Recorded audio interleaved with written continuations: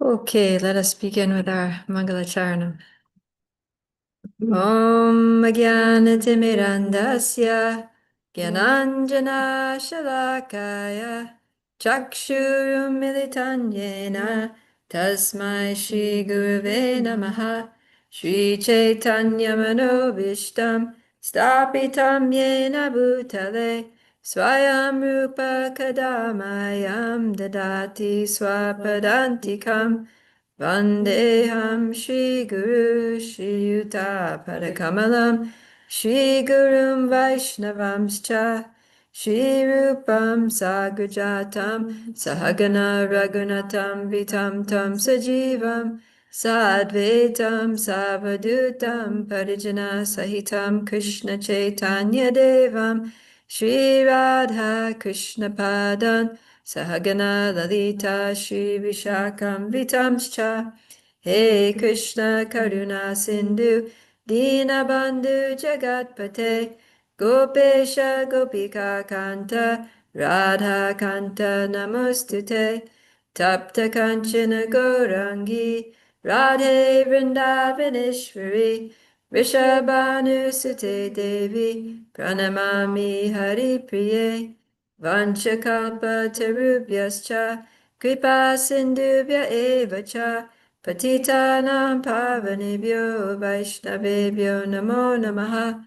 Jai Shri Krishna Chaitanya Prabhu Nityananda Shri Advaita Gadadhara Shivasadi Gaura Bhaktarinda Hare Krishna Krishna Krishna Hare Hare Hare Rama, Rama Rama, Hare Hare. Jai.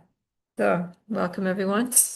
Let us turn to our memorization for the verse for the week. That's 10:8. The first verse of the Chaturshloki Gita, very, very important, in which we learn about who Krishna is. So 10:8. Aham sarvasya prabhavo mata sarvam pravartate iti matva bhajante mam buddha bhava samanvitaha. Let's do it again. Aham sarvasya prabhavo mata sarvam pravartate iti matva bhajante mam buddha bhava samanvitaha. I am the source of all spiritual and material worlds. Everything emanates from me. The wise who perfectly know this engage in my devotional service and worship me with all their hearts. Jai. Okay, so we are picking up. Oh, we started chapter 12 yesterday. Chapter 12 is called Devotional Service. And we were comparing the impersonal path of spiritual life with the personal path. And what did Krishna say was better? Krishna's person. Worshipping Krishna's personal form. Yeah, so that was the conclusion of this first section, texts 1 to 7. Now Krishna is going to move into a slightly different topic here in this chapter. He's going to, I call this section, do what you can do. Because first of all, Krishna's going to, in text 8, he's going to say, what is the highest thing to do? Like, this is the best thing to do. But if you can't do that, then do this. And if you can't do that, then do this. So he say, this is the ideal way to live in the human form of life. This is the highest goal and the best engagement. But if you're not on that level, then do something, whatever you can do. Basically, do what you can do. But don't go away. Don't do nothing. Just find your level and act in devotion at your level. Okay, so text 8. Mayeva mana adhatsva mayi buddhim niveshaya nivashishyasi mayeva ata urdvam na samshaya. Go ahead and read.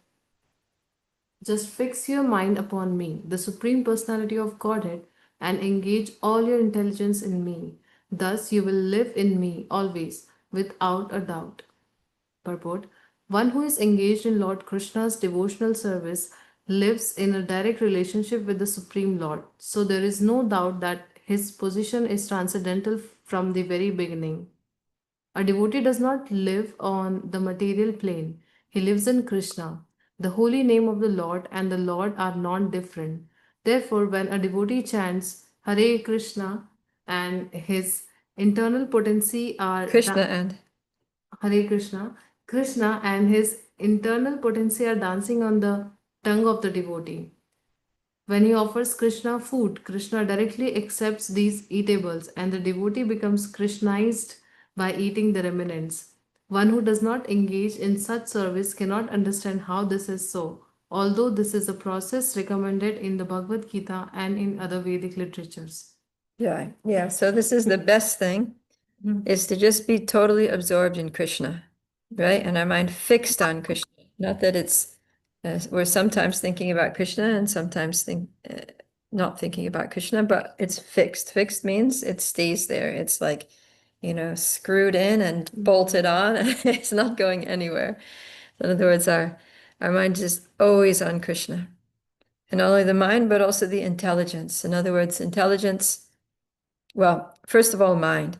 So mind being fixed on Krishna. So the functions of the mind are accepting and rejecting. Those are two functions of the mind. So that means that the mind is going to accept whatever is good for Krishna's service and reject whatever is not good for Krishna's service.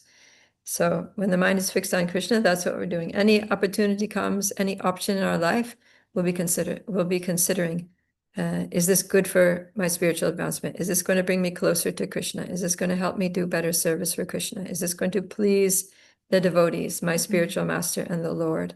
And if the answer is yes, then mind is going to be like, all right, let's do it, right? And being enthusiastic. But if we ask ourselves those same questions and the answer is actually, no, this is probably not very healthy. This is actually, a little materially self-indulgent, or, it's going to distract me from my service. My Krishna consciousness is going to waste my time. It's probably going to drain my energy.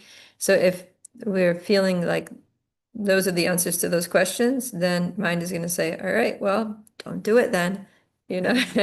Reject it, reject that activity or association or plan. So that's the mind. And mind also, functions of the mind are thinking, feeling, and willing. So what we think about. So if the mind is fixed on Krishna, we're going to think about Krishna. If the mind is fixed on Krishna, then feeling is the other function, that we're going to feel something. We're going to, when we hear pastimes of Krishna, we're going to feel something. We're going to feel some arising of emotions, some spiritual emotions coming up. Oh, well, Krishna is so amazing. Krishna is so sweet. Krishna is so wonderful. And then that leads to the next thing, which is willing. So thinking, feeling, and willing. Willing means desiring. Like I'm willing to do this, or I want to do this. So when we have some feelings, oh, Krishna is so wonderful, then we will desire to come closer to Krishna, know more about Krishna, hear more about Krishna, do more for Krishna, please Krishna more, and spend more time with nice devotees of Krishna that inspire us in Krishna consciousness. So yeah, Krishna simply says, Mayeva mana adatsva, fix your mind on me, but that means there's a lot to it, right? When we unpack it, there's a lot to it. And then engage all your intelligence in me. Maya buddhim niveshaya. So niveshaya, Prabhupada translates in the word for word. He translated it as apply. Apply your intelligence to me. Apply your buddhim, your intelligence. So the functions of the intelligence are planning. So when we're planning out our future, when we're planning out our life, or just what we're going to do, we wake up in the morning and we make a plan for our day. We plan how we're going to serve Krishna. Right? We plan how we're going to be Krishna conscious. Okay, I'm going to allocate this time in the morning, early morning hours for my japa. I'm going to allocate this time to do some service. Maybe in the evening, I'm going to be making garlands for Krishna. I'm going to allocate this time for reading, attending Bhagavad Gita class, or reading on my own, or something like that. So we use our intelligence to plan how to be Krishna conscious, how to please Krishna. And then another function of the intelligence is creativity. So we use our creativity to, yeah, just come up with new initiatives for a service. Or let's say if you're doing something like dressing the deities, you'll be thinking, oh, how can I make the turban extra special? What can I put there? Some jewels, some flowers, whatever. Or if I'm planning to cook for Krishna, then I want to be creative. Don't just make the same old thing every time. Do something new and try a new recipe like that.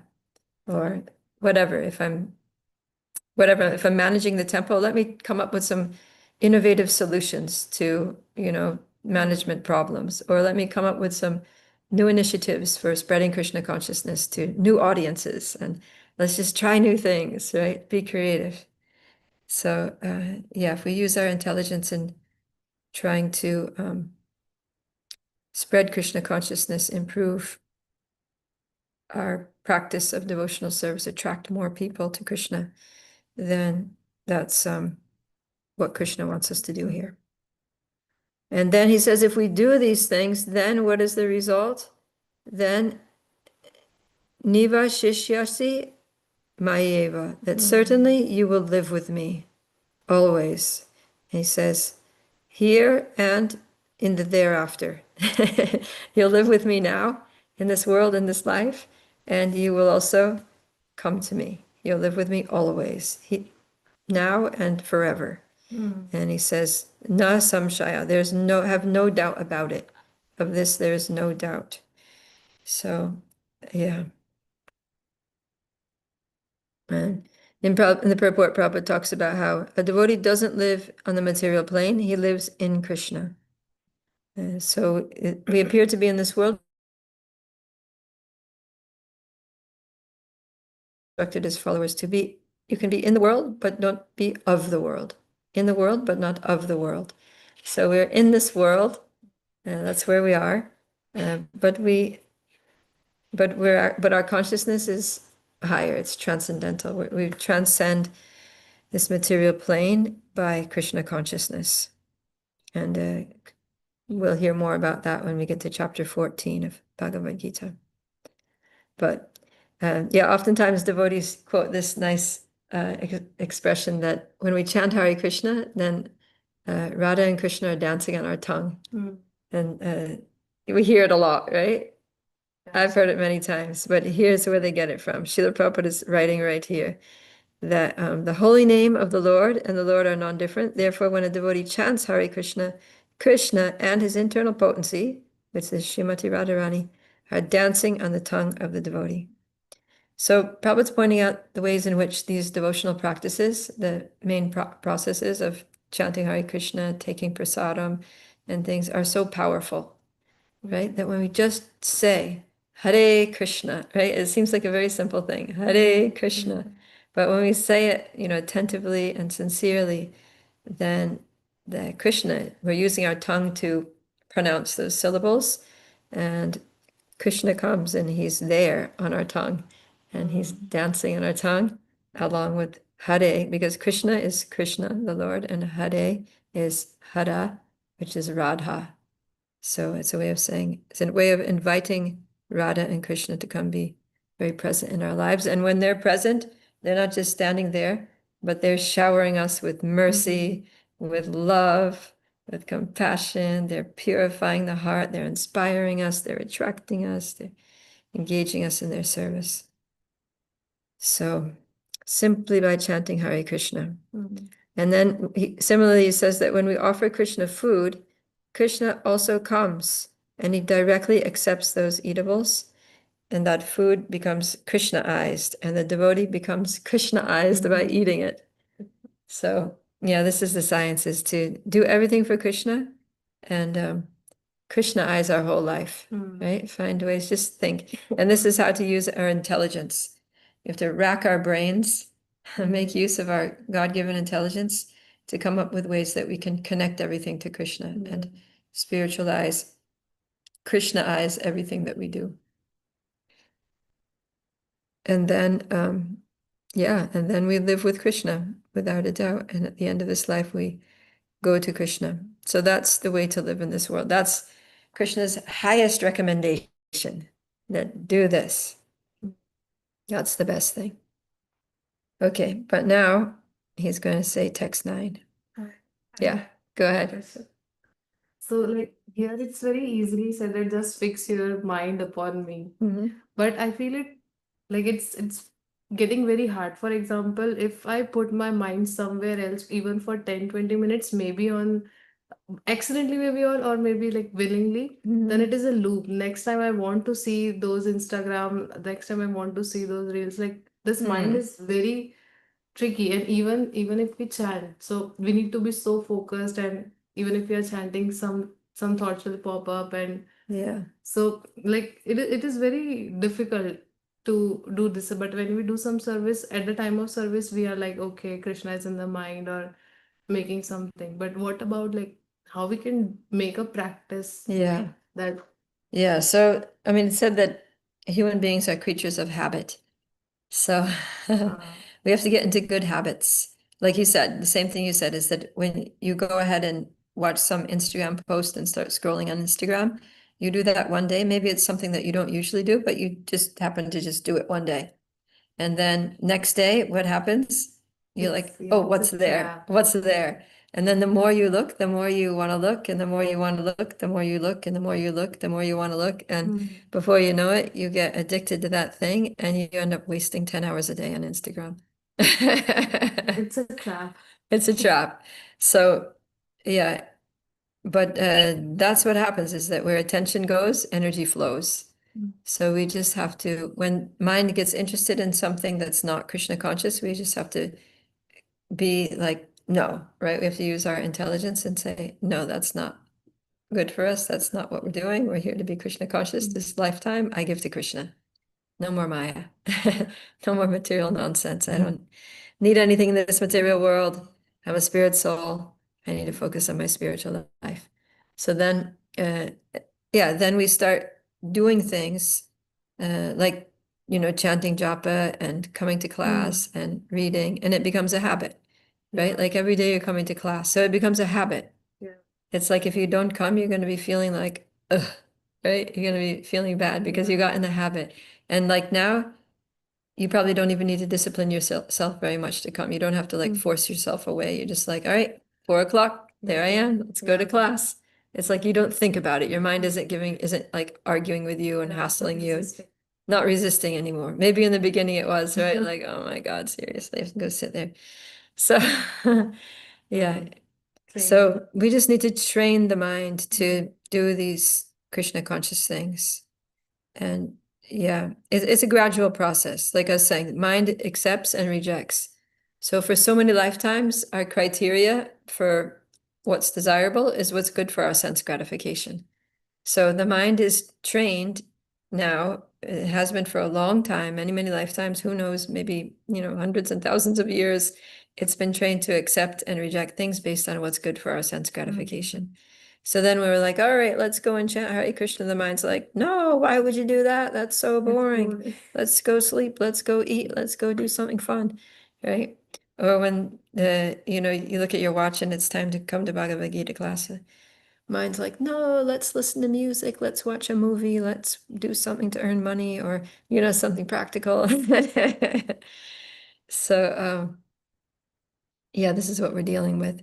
So gradually what we're doing, Krishna consciousness is the process of retraining the mind, recalibrating the instrument, because the mind is just an instrument which accepts or rejects. So we need to recalibrate it, give it a new operating criterion for making its decisions. And that criterion is not what's good for my sense gratification, but what's good for my spiritual advancement, what's good for reviving my lost loving relationship with Krishna, right? I could feel it. Like when there is no class, this 4 to 5 time is very focused. Like I do a lot of work, a Oh, lot of yeah. my office work on 4 to 5 like this class, and I was amazed how focusedly I was working and Wow. finished. So I think yeah, this mind is also trained with the timings. That's interesting. Yeah. So like you're used to focusing on class during this time. Yeah. So 2 days of the week that we don't have class, your mind is like, time to be focused. So whatever you're doing, it'll be focused. That's really good. Yeah, I experienced that in the morning. I don't know if it's just because early morning is in general a better time to focus, or if it's because that's usually the time when I'll be chanting Hare Krishna, but and trying to focus. But if, like occasionally during japa time, I'm doing another thing like reading or cooking or something like that, I'll be very focused because that's the time when I'm used to really like concentrating my mind on something, you know. Yeah. So let's see, the more we can focus the mind. I mean, that just goes to show that the more we focus the mind, the more we'll be able to focus the mind. Right? Because, like, for example, period after lunch is a time when we tend to just slack off, let the mind go slack, and be unfocused. So that even if, because maybe it's like a rest time, it's a time when you don't have to do anything necessarily. So then if you don't have to do anything, then just relax the mind a little bit, right? Let it go. But then if you do have to do something during that time, it's very hard, very difficult during that time because the mind is used to, hey, this is my slack time. Don't push me to do it, right? Yeah. So if you just think about, great personalities like Srila Prabhupada, Srila Bhaktivinoda Thakur, maybe you heard in devotees, today's his disappearance day, so devotees talk about Bhaktivinoda Thakur, and one thing that they talk about is his daily schedule. It was so tight, like there was no time when he was just like spacing out, there was not a minute in his day that was not something specifically scheduled, something practical. So, yeah, and Srila Prabhupada was the same, like from the time he got up to the time, it was like he was doing one thing after the other. So there's not a moment where they are letting the minds go slack. They're just constantly focused on one spiritual activity to the next spiritual activity. So that way they can be so productive. Because we don't have to let our minds slack off. We don't have to like just let it go into Maya or something, right? We actually we can control the mind and use it for our purposes. Okay. All right. So text 9. Ata chitam samadatum na sakshnosi mayi stiram abhyasa yogena tato mam ichaptum dhananjaya. Aruna, would you like to read? Yes. My dear Arjuna, O winner of wealth, if you cannot fix your mind upon me without deviation, then follow the regulative principle of Bhakti Yoga. In this way, develop a desire to attain me. In this verse, two different processes of Bhakti Yoga are indicated. The first applies to one who has actually developed an attachment for Krishna, the Supreme Personality of Godhead, by transcendental love. And other is for one who has not developed an attachment for the Supreme Person by transcendental love. For this second class, there are different prescribed rules and regulations one can follow to be ultimately elevated to the stage of attachment to Krishna. Bhakti Yoga is the purification of the senses. At the present moment in material existence, the senses are always impure, being engaged in sense gratification. But by the practice of Bhakti Yoga, these senses can become purified, and in the purified state, they can come directly in contact with the Supreme Lord.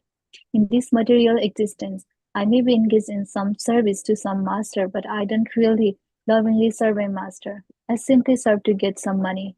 And the master also is not in love. He takes service from me and pays me. So there is no question of love. But for a but for a spiritual life, one must be elevated to the pure stage of love. That stage of love can be achieved by practice of devotional service performed with the present senses. This love of God is now in dormant state in everyone's heart, and their love of God is manifested in different ways, but it is contaminated by material association. Now the heart has to be purified of material association, and that dormant natural love for Krishna has to be revived. That is the whole process. To practice the regulative principle of Bhakti Yoga, one should, under the guidance of an expert spiritual master, follow certain principles. One should rise early in the morning, take bath, enter the temple, and offer prayers and chant Hare Krishna, then collect flowers to offer to the deity, cook foodstuff to offer to the deity, take prasadam, and so on. There are various rules and regulations which one should follow. and one should constantly hear Bhagavad Gita and Srimad Bhagavatam from pure devotees. This practice can help anyone rise to the level of love of God, and then he's sure of his progress into the spiritual kingdom of God. This practice of Bhakti Yoga, under the rules and regulation, with the direction of a spiritual master, will surely bring one to the stage of love of God. Yeah, very encouraging. Thank you.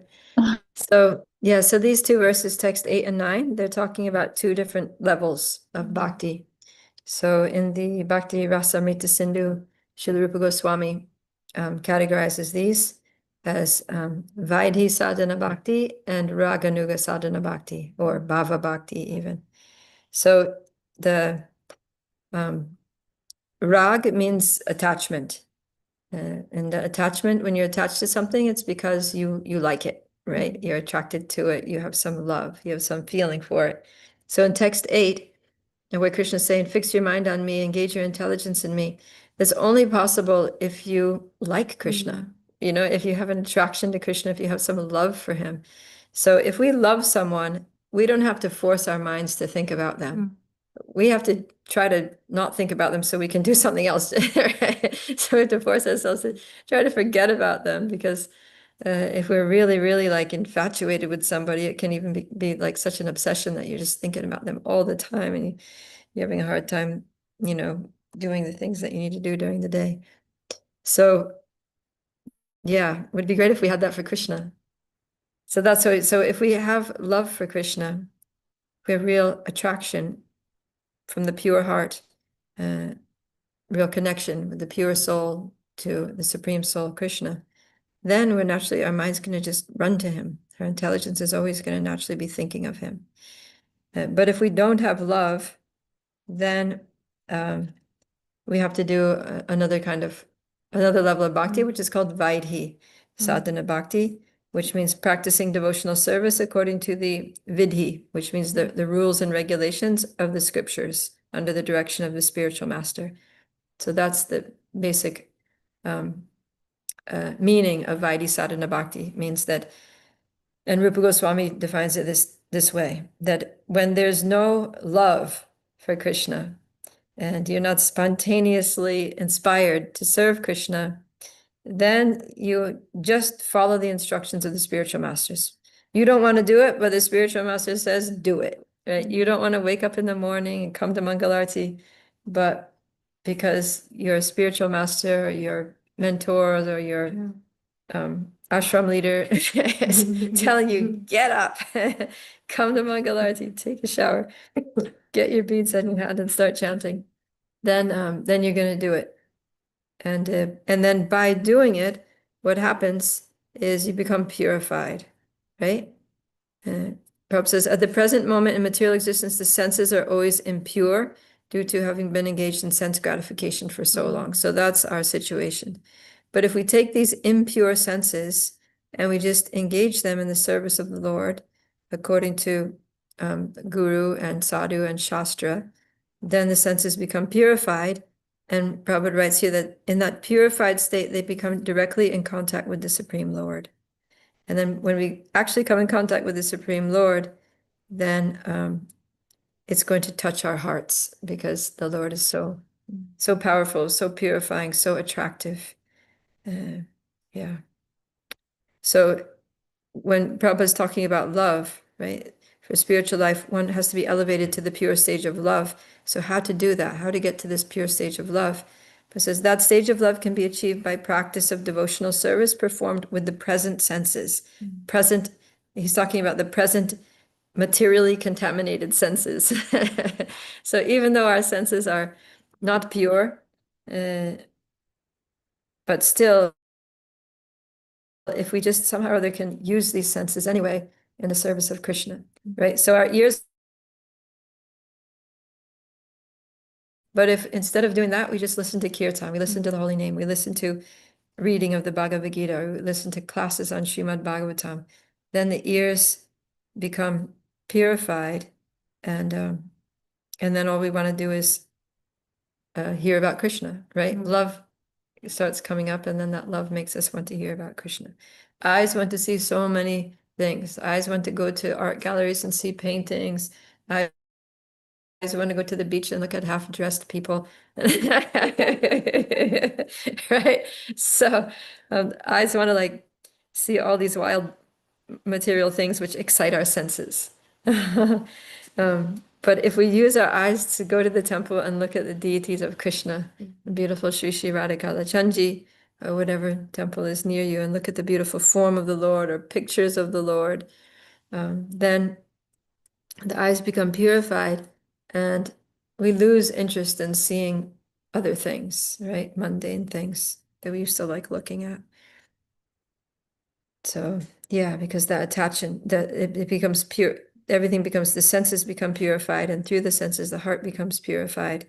And then when the layers of material contamination are removed from the heart, then the natural love that's deep down in the heart, that's buried right now by all of those layers of conditioning, that deep down love starts to come up, right? There's a verse from Chaitanya Charitamrita that says, Nitya Siddha Krishna Prema Sadhya Kabunai Shravanadi Shuddhachitta Karaye Udai.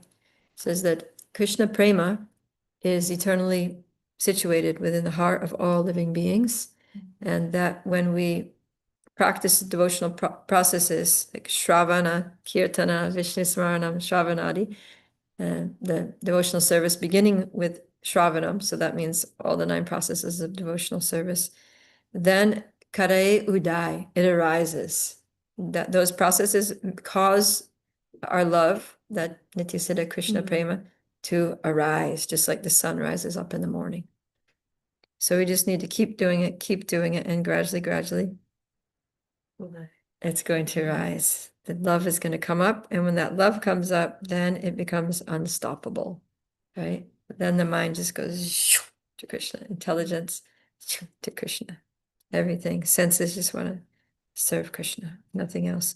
Then if something comes up, some, material thing that comes up, and we just be like, no interest, no interest at all, because nothing can compare to Krishna. Okay, so that's the difference between, and at that point, when the love comes up, then there is rag, then there's spontaneous attachment. And then we practice at a higher level. It's called Rag Anuga Sadhana Bhakti. Okay. Text 10. Abhyase samartosi mad karma parama bhava mad artam api karmani kurvam siddhim avapsyasi. Back to you, Pragati. If you cannot practice the regulations of Bhakti Yoga, then just try to work for me, because by working for me, you will come to the perfect stage. One who is not able even to practice the regulative principles of Bhakti Yoga under the guidance of a spiritual master can still be drawn to this perfectional state by working for the Supreme Lord. How to do this work has already been explained in the 55th verse of the 11th chapter. One should be sympathetic to the propagation of Krishna consciousness. There are many devotees who are engaged in the propagation of Krishna consciousness and they require help. So even if one cannot directly practice the regulative principles of Bhakti Yoga, he can try to help such work. Every endeavor requires land, capital, organization, and labor. Just as in business, one requires a place to stay, some capital to use, some labor, and some organization to expand, so the same is required in the service of Krishna. The only difference is that in materialism, one works for sense gratification.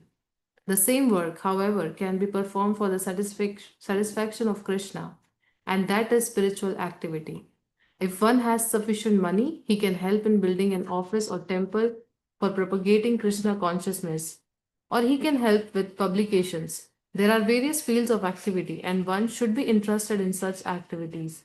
If one cannot sacrifice the result of his activities, the same person can still sacrifice some percentage to propagate Krishna consciousness.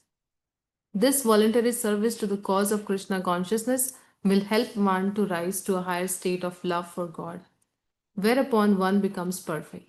Thank you. Yeah, so if one doesn't have love, then they should follow the process of sadhana bhakti, engage in devotional service under the regular principles. But if somebody can't even do that, they can't find it within themselves to, chant japa and go to Srimad Bhagavatam class and, get out there and distribute books or cook for Krishna or do some direct service, make garlands or, do direct services for Krishna like that. Then Krishna's saying, all right, then, just get yourself a job and earn money and use your money to support those things. Right? Prabhupada says every endeavor requires land, capital, organization, and labor. Everyone needs a place to stay, some money, and like that. So, do your job and earn your money and contribute it, contribute it towards buying land for the temple, for building the temple, for, renovating the ashram, for printing books and other publications, for spreading Krishna consciousness, for building an office for the temple administration, or sponsoring a festival, or sponsoring prasadam. And that way, by doing that sacrificing the results of at least some percentage for Krishna consciousness, then one gradually gets purified and gradually elevated to the next stage up. Okay. So, all right. Yeah. I also think that if you do like this service, it also helps us getting detached from the material things we have, like Oh, yeah. so many attachments with money and food and everything. So Yeah. good. Yeah, because most people are just working to earn money for themselves, right? And they're like, I earned this, I have a right to enjoy it. This is mine. It's mine, yeah. So if we can give, like, I know in Christianity they have this thing of tithing where you give 10% of your income. So in some temples they do that. They encourage that practice. Like in Alachua Temple, most of the devotees in the community, they tithe. So whatever they get in their paycheck, they just take 10% off the top of it and just give it to the temple, whatever it is. If it's small paycheck, they give small. Big paycheck, give big. But my mother used to do that. I remember that she would, when we would go to church and that offering plate would come around, she would take out her checkbook and then she would just look at her paycheck because she would get paid on Saturday. She would take out the paycheck, look at the number, and then she would just, move the decimal point. So there was 10% of that, like her gross income, even before taxes or anything. And she would just write out the check for 10% of that and give it to the church. So, and sometimes she was earning more, sometimes she was earning less, depending on the season, but whatever it was, she gave 10%. So, yeah, that was really sweet. Yeah, it helps us to understand that and I was talking to, there's this nice devotee, Chris, Dr. Chris, who lives in Gainesville. And he had a really good job. He does a computer. He's really good with computers. Not sure exactly what he does, but some kind of IT thing. And like before, he was just working, earning money, and he wasn't a devotee, so he's doing all kinds of stuff with his money.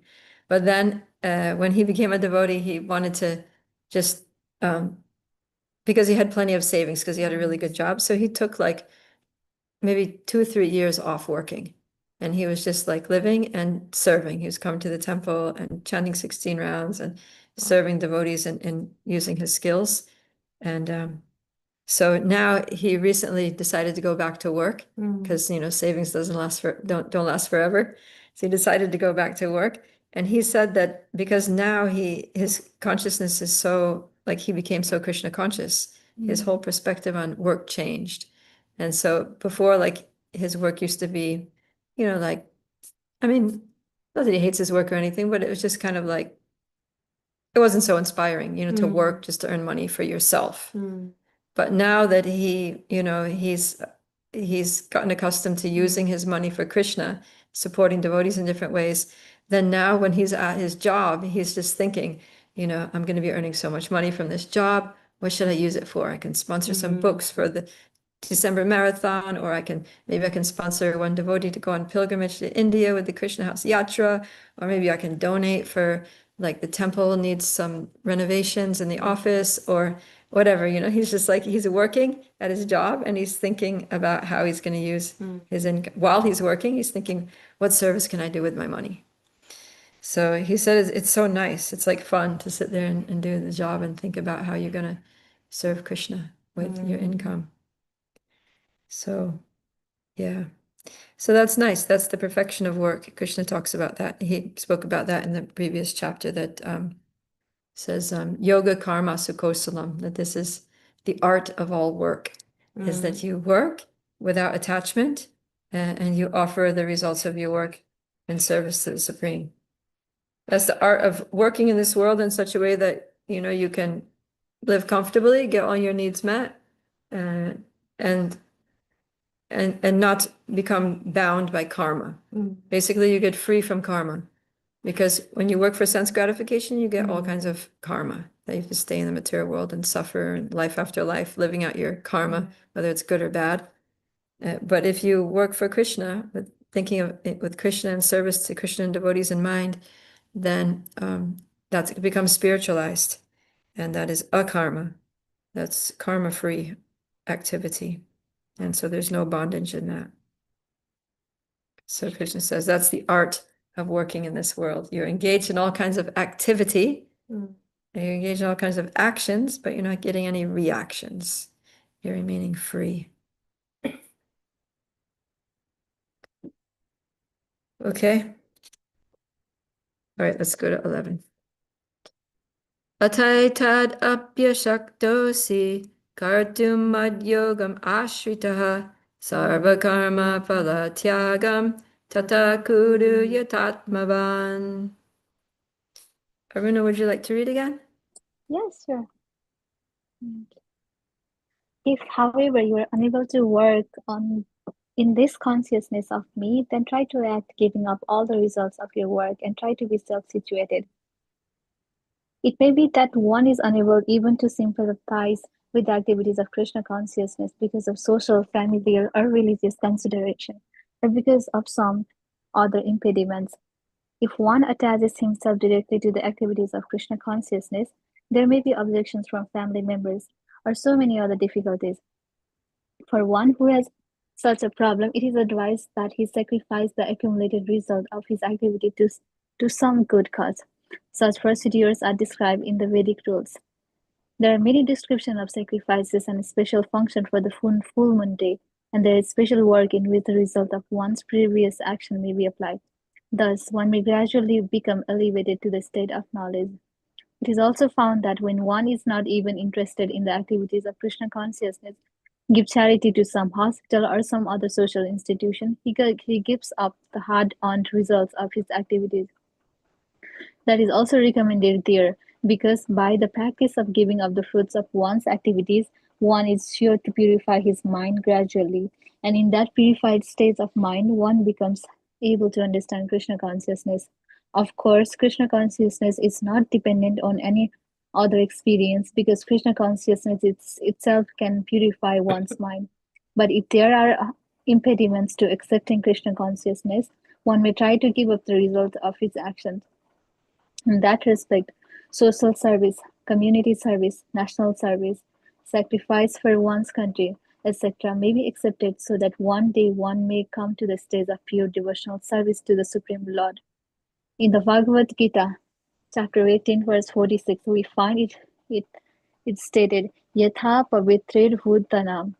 If one decides to sacrifice for a supreme cause, even if he does not know that the supreme cause is Krishna, he will come gradually to understand that Krishna is the supreme cause by the sacrificial method. Very good. Thank you. Yeah, so Krishna is saying that, okay, well, if you can't work in Krishna consciousness, and if you don't want to, if you're not able to give even a tiny bit of your income to Krishna conscious activities or to your temple or to devotee projects, then, just give your money to some good cause, like opening a hospital or planting trees or saving the whales or starving children in Africa or something like that, just because like you were saying, Pragati, that just the act of giving, it purifies you and it helps you to become detached from, that I, me, and mine mentality. Because otherwise, we get this possessiveness that this is mine, I earned it, it's for my enjoyment, no one else has a right into it, it's all for me. And that's, that's just a demoniac mentality, basically.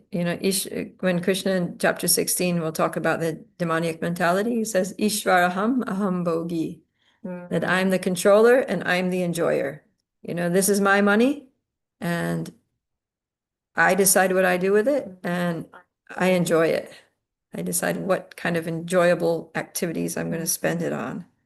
Eating, drinking, being merry, or whatever, going to some recreational park or a bar or vacation in the Bahamas or whatever, people spend their money on buying a yacht, cruising around the Mediterranean. A lot of people have more money than they know what to do with, but they won't give it to Krishna. They'll just waste it on so many like ridiculous material things and end up unhappy.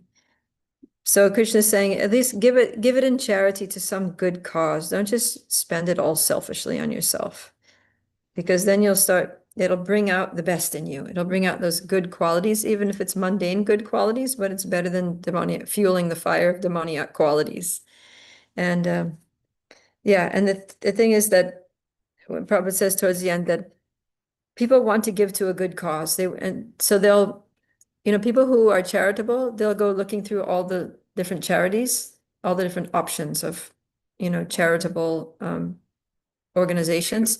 And they'll try to see what is the best one. What is the best cause out there, right? Like, because there are some charities that, some people might think are a little silly, that are not, okay, it's a registered nonprofit organization, but how is it really helping? Is it really necessary, or is it just somebody's whimsical thing? And then there's other charities where, you're really saving people's lives, you're really creating opportunities for underprivileged children or something like that, or, babies who are born with birth defects or something, like you're really making a difference, children's cancer hospitals or something like that, where you're saving someone's life, you're letting that child have a future. And so people want to find the best cause to give their money to. And Srila Prabhupada ends this here by saying that if one decides to sacrifice for the supreme cause, even if he does not know that the supreme cause is Krishna. So of course, the best cause to give to is Krishna. Not that Krishna needs the money, but it's the best thing for us to do. It's the right thing for us to do. But even if we don't know, because people want to give to a good cause, they don't know that the best beneficiary of charity is Krishna. But they'll choose what they think is the supreme cause. And so Prabhupada says, if one decides to give for the supreme cause, even if he doesn't know that the supreme cause is Krishna, he will gradually come to understand that Krishna is the supreme cause by the sacrificial method. So because sacrifice is a good thing, right? And we'll see later in Bhagavad Gita that Krishna is saying that acts of sacrifice, charity, and austerity should never be given up. Even, he says, because these purify even the great souls. So whenever we give in charity, whenever we do some sacrifice for a good cause, whenever we perform some austerity, it purifies us. Even great souls are purified by those activities. What to speak of, souls that are not so great. All souls are equal, but you know what I mean? That some souls are kind of not very advanced in their spiritual knowledge. So this process of sacrifice is in itself is purifying, even if it's done for, a mundane cause. But the point is that you're giving something up. So you're realizing that this is not for me. I'm not the enjoyer. I'm a servant. I'm here to help. I'm here to serve others. So as soon as we start thinking that I am working to serve others, and we feel the joy of serving others, because people who do volunteer, people who do give charity and support, causes out there, they feel very good about it. It makes them happy, right?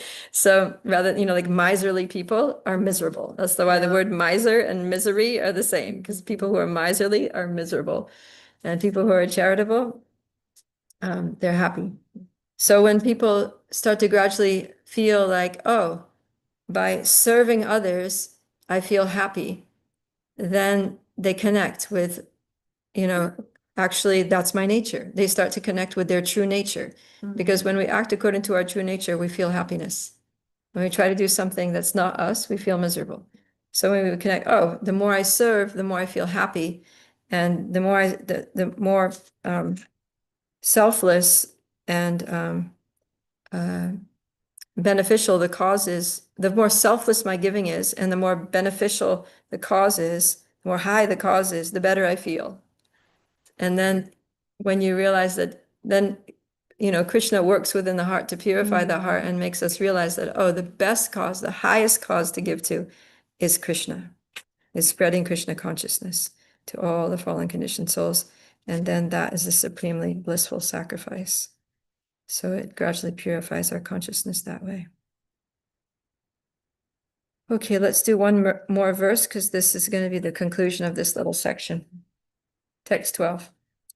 Shreyo hi jnanam abhyasaj jnanad dhyanam vishishyate dhyanad karma phala tyagas tyagach chantir anantaram. Go ahead, Bryce. If you cannot take to this practice, then engage yourself in the cultivation of knowledge. Better than knowledge, however, is meditation, and better than meditation is renunciation of the fruits of action. For by such renunciation, one can attain peace of mind. As mentioned in the previous verses, there are two kinds of devotional service: the way of regulative principles and the way of full attachment in love to the Supreme Personality of Godhead. For those who are actually not able to follow the principles of Krishna consciousness, it is better to cultivate knowledge, because by knowledge one can be able to understand his real position. Gradually, knowledge will develop to the point of meditation. By meditation, one can be able to understand the Supreme Personality of Godhead by a gradual process. In the cultivation of knowledge, there are processes which make one understand that one himself is the Supreme, and that sort of meditation is preferred if one is unable to engage in devotional service. If one is not able to meditate in such a way, then there are prescribed duties as enjoined in the Vedic literature. For the Brahmanas, Kshatriyas, Vaishyas, and Shudras, which we shall find in the last chapter of Bhagavad Gita. But in all cases, one should give up the result of or fruits of labor. This means to employ the result of karma for some good cause. In summary, to reach the Supreme Personality of Godhead, the highest goal, there are two processes. One process is by gradual development, and the other process is direct. Devotional service in Krishna consciousness is the direct method, and the other method involves renouncing the fruits of one's activities. Then one can come to the stage of knowledge, then to the stage of meditation, then to the stage of understanding the super soul, and then to the stage of the Supreme Personality of Godhead. One may take either the step by step process or the direct path. The direct process is not possible for everyone, therefore, the indirect process is also good. It is, however, to be understood that the indirect process is not recommended for Arjuna, because he is already at the stage of loving devotional service to the Supreme Lord. It is for others who are not at this stage. For them, the gradual process of renunciation, knowledge, meditation, and realization of the super soul and Brahman should be followed. But as far as the Bhagavad Gita is concerned, it is the direct method that is stressed. Everyone is advised to take to the direct method and surrender onto the Supreme Personality of Godhead, Krishna. Jai. Yeah, so the final thing here, Krishna lumps a few things in here. So he says, if you're not able to even give up some of the results of your work for some mundane charity, then just try to meditate. Just sit down and just like meditate. Just try to control, at least just control your mind, because if you're selfishly absorbed, you can't give to others, then do something good for yourself, and just like sit down and meditate. And maybe you'll get some insight into who you are and what the purpose of the world is. But if that doesn't work, if you can't control your mind to meditate, then just try to get knowledge. Just read, study and try to learn something about this world and try to understand who you are and what your purpose is. Because if you actually get some spiritual knowledge about the self, then that'll help your meditation, and you'll be able to, gradually overcome selfishness and give in charity to a good cause. And then you'll realize that the highest cause is Krishna. So then you'll start supporting your temple and devotees in their things. And then as you do that, then you get the mercy of the devotees, and devotees start to engage you in the processes of devotional service, and you get the shelter of a spiritual master who guides you in Vaidhi sadhana bhakti, even though you don't have a taste for those things, but you agree to follow, and you get purified, and then you gradually awaken your love for Krishna, and then you can think of Krishna 24 hours a day. To keep your mind fixed on him. So that's the gradual process. But yeah, Prabhupada is saying that the direct process of devotional service is so nice because it just pulls the mind to Krishna immediately, right? We don't have to meditate. We don't have to go, doing jnana yoga, reading all kinds of things. We don't have to support Save the Whales and things like that, different charities, but we can save the aardvarks. We just hear about Krishna, because when you hear about Krishna, you're going to think about Krishna. So many stories in Krishna book and 10th canto of Srimad Bhagavatam, you just hear about Krishna, you think of Krishna. You chant Hare Krishna, you think of Krishna. You go to the temple and look at the deity of Krishna, you're going to think about Krishna. You cook for Krishna, you're going to be thinking about Krishna. You make a garland for Krishna, you're thinking about Krishna. So bhakti is so nice because it engages us in process that basically, like, you have to think of Krishna.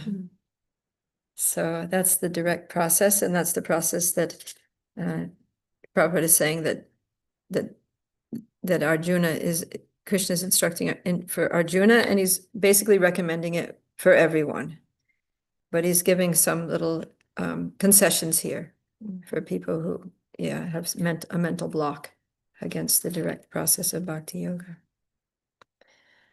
Okay, so you see how Krishna is so kind. He wants somehow or other, just make some spiritual advancement in this human form of life. Just do something, to benefit yourself and gradually make spiritual advancement. So he's not asking anyone to, do something impossible. He's just saying, do whatever you can do. Yeah. Okay, any reflections or questions about this? I think Krishna is giving us some discounts. Some discounts? You cannot do this. Okay, at least do this. Yeah. At least give fruitive activities. If you cannot do this, like he did it, he gave us so much discount that just to meditate, like start from, even if someone cannot do that. Yeah. Yeah, it just shows how Krishna is so kind. He never rejects us, right? He doesn't say, oh, you can't think of me all the time. What's wrong with you? Then I reject you. Just get out of here. Go to hell. He doesn't say that. He's like, okay, let's find out what you can do, right? What are you capable of doing? And just let's do that. Take baby steps, right? Just see where you're at and just start taking baby steps. And then gradually your legs will become strong and you'll be able to walk nicely, and then you'll be able to run, and then you'll be able to, jump over hurdles and win a marathon. Be an Olympic gold medalist and go back home, back to Godhead. Cross the finish line of the ocean make it to the other side of the ocean of repeated birth and death. Yeah, so worship Krishna because he's the kindest,